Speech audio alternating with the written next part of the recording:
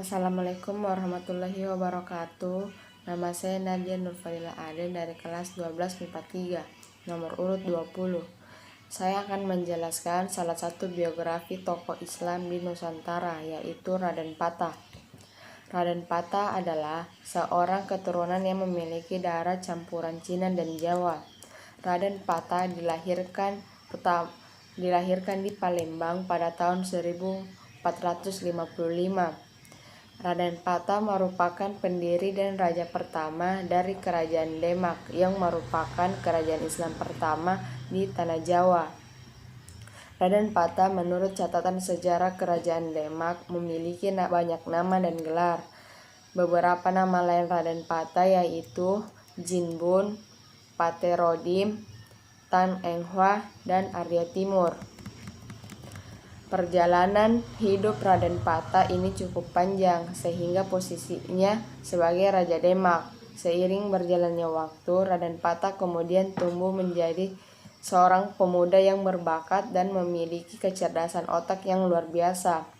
Melihat kemampuan bakatnya tersebut, lantas ayah tirinya yaitu Aryo Damar meminta Raden Patah untuk menggantikan posisinya sebagai Adipati Palembang. Namun demikian, Raden Patah menolak permintaan ayah tirinya tersebut dengan berbagai alasan. Raden Patah lebih memilih meninggalkan Palembang dan menuju Pulau Jawa. Kepergian Raden Patah kemudian disusul adik tirinya yang bernama Raden Kusen. Bukan saja Raden Patah yang menolak menjadi Bupati Palembang, Raden Kusen ternyata juga menolak menjadi Bupati Palembang.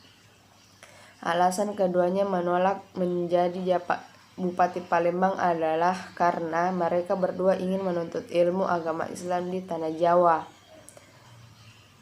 Setelah kedua saudara tiri itu pergi dari pesantren Sunan Ampel, keduanya mulai menentukan jalan hidupnya sendiri-sendiri.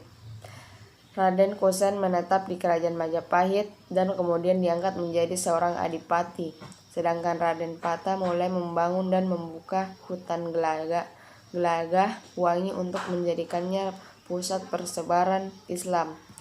Pesantren yang didirikan Raden Patah tersebut ternyata berkembang begitu cepat dan mendapatkan antusiasme masyarakat yang sangat besar. Dari perkembangan pesantren, Raden Patah inilah kemudian Raja Brawijaya merasa khawatir dengan apa yang sedang terjadi. Ia khawatir apa yang dilakukan oleh Raden Patah akan digunakan untuk melakukan pemberontakan. Untuk menghindari pemberontakan, maka Raja Brawijaya memerintahkan Raden Kusen untuk memanggil Raden Patah agar datang ke istana. Sungguh luar biasa yang terjadi. Raja Brawijaya begitu takjub dengan perilaku dan sikap Raden Patah yang begitu mulia. Raden Patah adalah sosok yang berwibawa, cerdas, dan memiliki budi yang luhur. Melihat hal ini, Raja Brawijaya begitu bangga melihat putra dari selirnya tersebut memiliki kepribadian yang begitu kuat dan memiliki sifat leadership yang tinggi. Dan bahkan kemudian Raja Brawijaya mengangkat Raden Patah menjadi adipati di Gelagah Wangi. Raden Patah kemudian merubah nama Gelagah Wangi menjadi Demak dengan Bintaro menjadi ibu kotanya. Raden Patah meninggal pada usia 63 tahun. Penyebab kematian Raden Patah adalah karena beliau sakit yang dideritanya tak kunjung sembuh. Raden Patah meninggal di Demak dan dimakamkan di Masjid Demak yang sampai saat ini masih ramai dikunjungi para peziarah.